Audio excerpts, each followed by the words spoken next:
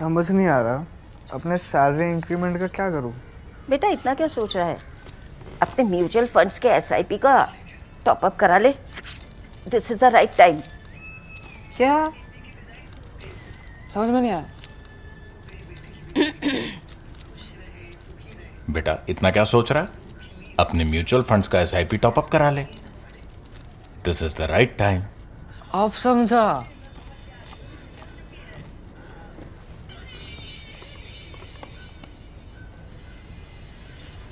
Mutual fund investments are subject to market risks.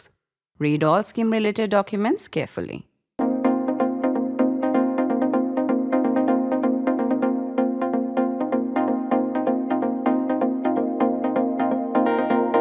Focus for a moment on that image. See on your screens, one that will be remembered for generations. Leaders of the greatest European nations with Zelenskyy sitting like contrite, obedient school children in front of Donald Trump, the imperial headmaster. What's the first emotion that comes to your mind? Sympathy, amusement, pity, schadenfreude, a call to wake up to the new world? Chances are it will be a combination of all of the above except sympathy.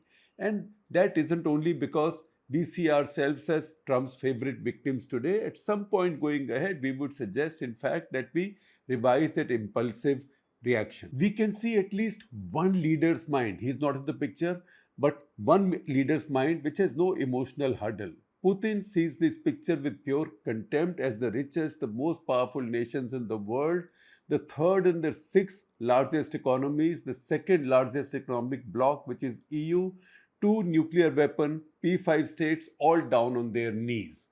They are reduced to being court jesters before the only leader who matters in the Western alliance today, which Putin has been trying to weaken. This has been argued persuasively by Owen Matthews in a long article for The Spectator. You will see a screenshot and I will share a link with you. This is headline, Putin's Trap, How Russia Plans to Split the Western Alliance. Putin also sees this as an acknowledgement that he has won the war. He thinks he has won the war. It is entirely up to him now to define this victory. It's the opposite for the Europeans who now need to see what isn't a bad enough defeat. Because defeat it is all right as of now. Putin now knows he can keep what he's captured, not just in the invasion he launched in 2022. Crimea and Donbass are his too. That's about 20% of the vast Ukrainian landmass. Further, NATO's eastward expansion is now history. Trump has said so often enough. While we know he changes his mind as often as a colorful dictator that we might have seen only in the movies, it is unlikely that he will suddenly start backing Ukraine and Europe's dream demands, which include a defeated and ousted Putin. That will involve a full-fledged American involvement. Trump, in fact, has already put on the table what he will concede. Putin can take that and start negotiating for add-ons on top of that. The Russians have suffered severely and yet they are still attacking, however slow and expensive the progress. If peace comes at this point, Putin can declare victory. He can even make that victory speech from Crimea or Mariupol or any other place. With peace, sanctions will go. He can start rebuilding his resource-based economy. His leverage ultimately came from the fact that he's convinced Trump he can keep on fighting whatever the cost, whatever the losses. If Putin has been denied his maximalist ask of reducing Ukraine into a quasi-sovereign state with a regime of his choice, it is because the Ukrainians fought with incredible bravery and smarts. While the Western allies and the US may have helped them with resources, Ukrainians have earned their organic survival as a sovereign state by fighting for so long and exacting a price only a state as hard as Putin's Russia could endure. They've taught the world drone warfare, covert operations at a distance in scale even the great Mossad and the Israeli Defense Forces would envy. They've braved enormous casualties on a relatively small population base, just about 35 million, 3.5 crores, about a fifth of which is refugee in other countries. They have also inflicted much greater casualties on Russians, a phenomenal damage to their economy and military assets. Two things have denied them a better outcome. The first, just the inability of their European allies to accept any pain, military or economic. And the second, the return of Donald Trump. This die more or less cast now. We return to that historic picture in the Oval Office. It's back on your screens.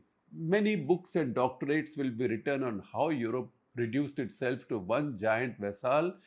Let me explain the biggest reason Europe is reduced to being the first willing victim of Trump's new imperialism, how they are responding, and the lessons for India. Europe blundered in outsourcing its security to the Americans. To begin with, it was because of the self imposed limitations of post World War II pacifism.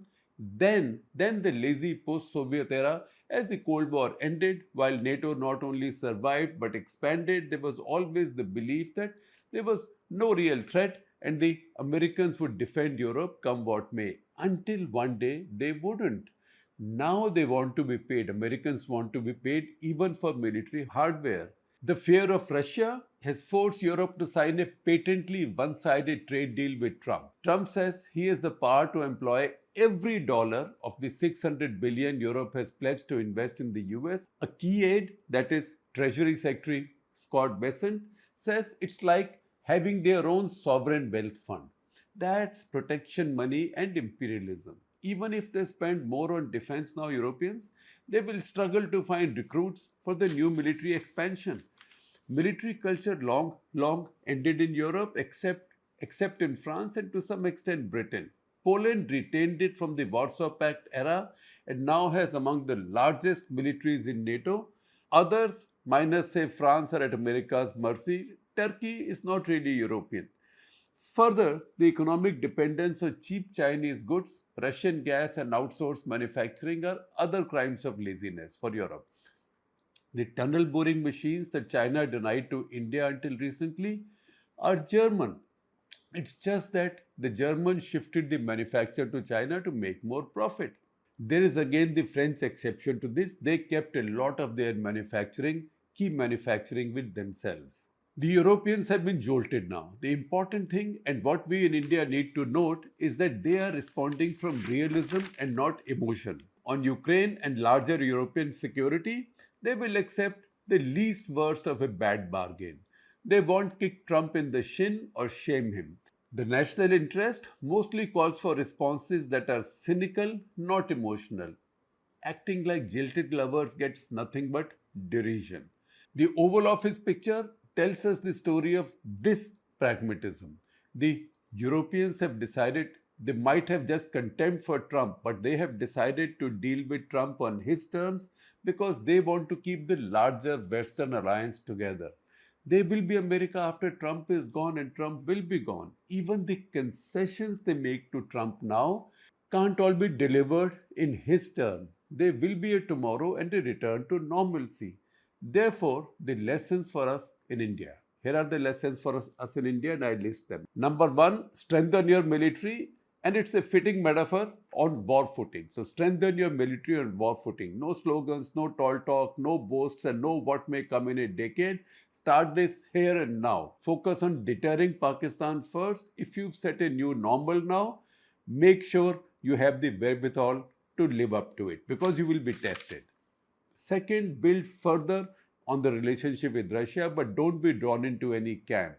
Democratic India's destiny ultimately is not anti-Westernism.